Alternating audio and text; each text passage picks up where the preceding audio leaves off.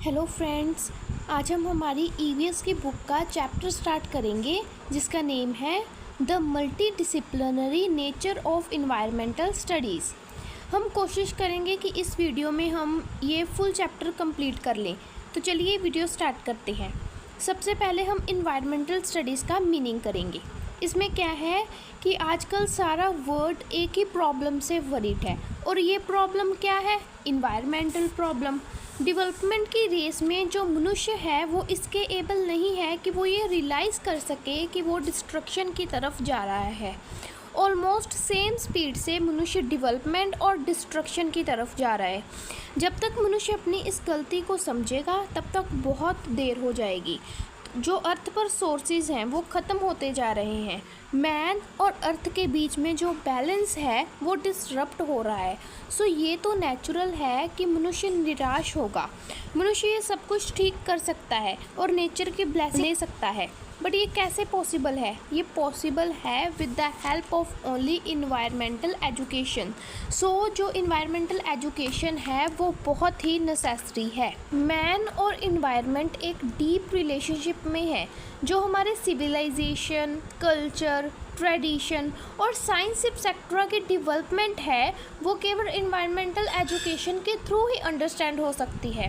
Environment study एक ऐसा process है जिसमें स्टूडेंट्स को इन्वायरमेंट की नॉलेज प्रोवाइड की जाती है और उन्हें ये बताया जाता है कि वो कैसे ह्यूमन कंडीशन और नेचर में रिलेशनशिप डेवलप कर सकते हैं। इस वे से हम population, human, environment, transport, technical sources, agriculture और प्लांट्स में रिलेशनशिप इस्टेब्लिश कर सकते हैं। नेक्स्ट अब हम करेंगे multi disciplinary nature of environmental studies का मीनिंग। इन्वायरमेंट एक सिंगल सब्जेक्ट नहीं है, ये बहुत सी फील्ड से रिलेटेड है, जैसे बायोलॉजी, केमिस्ट्री। बायोलॉजी कैसे? क्योंकि इसमें प्लांट्स और एनिमल की बात की गई है। केमिस्ट्री क्योंकि इसमें मोनोलॉग की इंट्रैक्शन की बात भी की जाती है। इसी तरह से physics, geography, math, statistics, population science और इकोनॉमिक्स से ये इन सब से रिलेटेड है, इसलिए ही ये मल्टी डिसिप्लिनरी है। इसी तरह से जो इन्वायरमेंटल स्टडीज़ है वो एक न्यू और इंडिपेंडेंट सब्जेक्ट है जो कि मल्टी डिसिप्लिनरी नेचर का है। इसका नेचर और सोशल साइंस से डीप रिलेशन है। नेक्स्ट है इसके स्कोप्स। फर्स्ट स्कोप है रिलेशन विद पॉपुलेशन। इसमें क्या है कि हमें इन्वायरमेंटल स्टडी से ये पता चलता है कि एनिमल्स की पॉपुलेशन कितनी है और ये क्यों और कैसे इन्वायरमेंट को इफ़ेक्ट कर रही है और इन्वायरमेंट से इफ़ेक्ट हो रही है। इस तरह की इन्फॉर्मेशन हमें सिर्फ इन्वायरमेंटल स्टडी से ही मिलेगी। सेकेंड है रिलेशन विद पोल्यूशन। जो पोल्यूशन के बारे में इंफॉर्मेशन है वो भी इन्वायरमेंटल एजुकेशन में इंक्लूडेड है। इसमें ये पता चलता है कि इन्वायरमेंट कैसे पोल्यूटेड हो रहा है और इसे कैसे कंट्रोल किया जाए।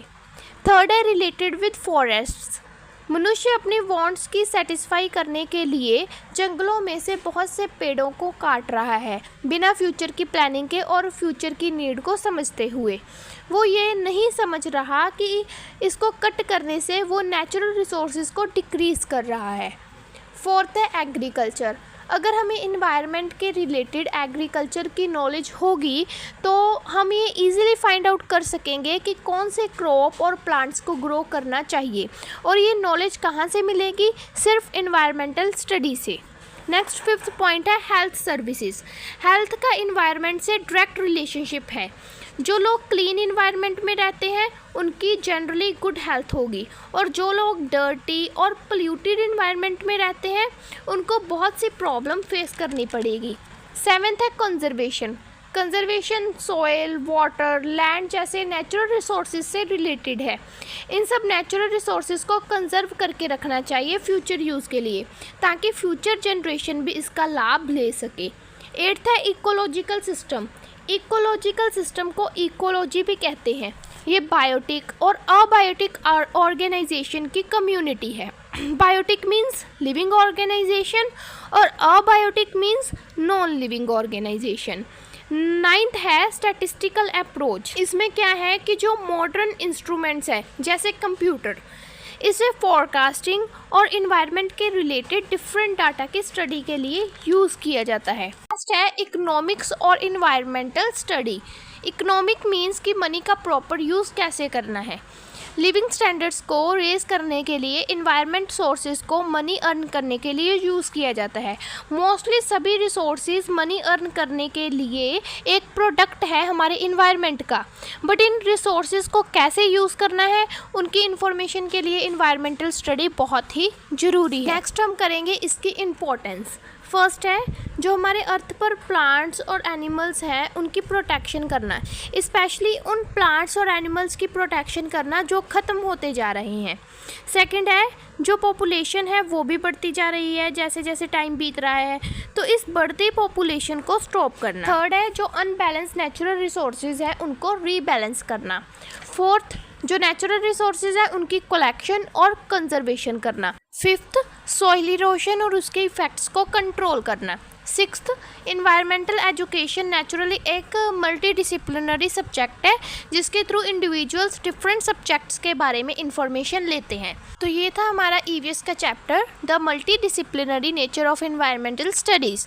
अगर वीडियो अच्छी लगी हो तो प्लीज़ लाइक, शेयर और सब्सक्राइब करना ना भूलिएगा। Thank you.